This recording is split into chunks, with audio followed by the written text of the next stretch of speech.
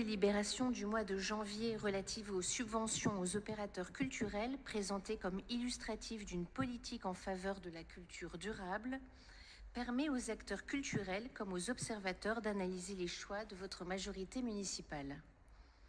L'année dernière, notre groupe avait rappelé, pour la regretter, la disparition de plusieurs établissements ou structures culturelles au fil de vos nombreux mandats successifs, contredisant ainsi la permanente évocation d'un foisonnement culturel lillois.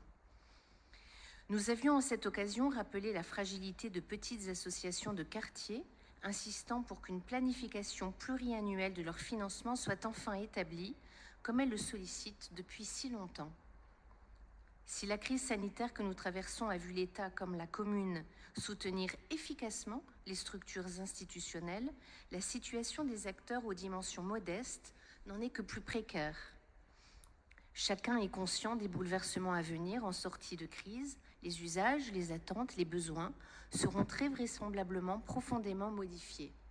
Gouverner, c'est prévoir, écrivait Émile de Girardin. Il vous appartient d'anticiper en sondant à la fois l'offre et la demande.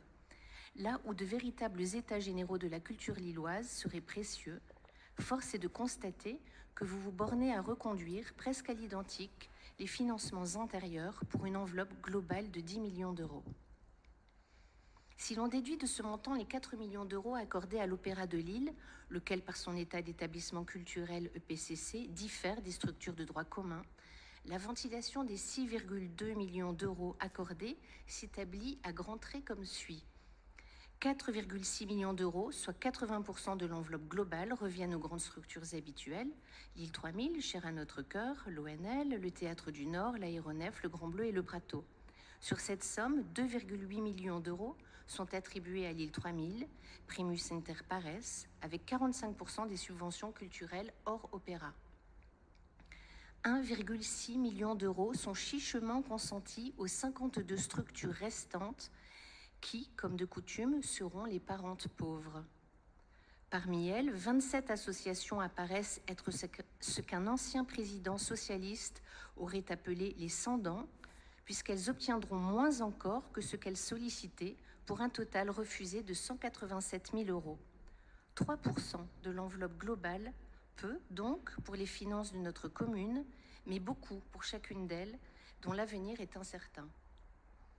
Dans ma mémoire peut-être défaillante, Madame l'adjointe m'avait assuré l'an dernier qu'il était superflu de constituer un fonds de soutien exceptionnel, aucun acteur n'ayant sollicité d'aide particulière. Ceux qui l'auront fait cette année, ceux-là seront donc vus refuser. Quelles sont-elles ?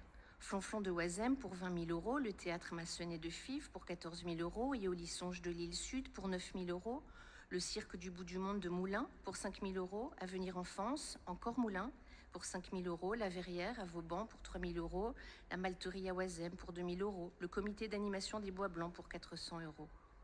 Comment ne pas constater que la quasi-totalité de celles citées sont implantées dans des quartiers où les difficultés sociales sont nombreuses ? Je n'oublie pas l'attitude contemporaine à l'origine d'une belle exposition au Grand Sud pour 40 000 euros.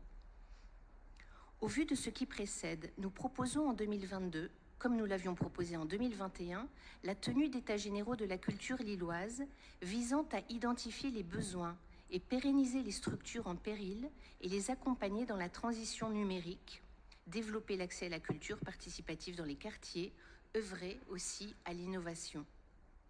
Notre souhait de 2021 étant demeuré lettre morte, nous proposons donc cette année un amendement qui permettra à chacun des membres de ce Conseil de prendre une position publique et affirmer son soutien ou son indifférence à l'avenir de nos associations culturelles. Je n'en rappelle pas ici les termes qui vous sont connus par la communication qui vous en a été faite. Je vous remercie.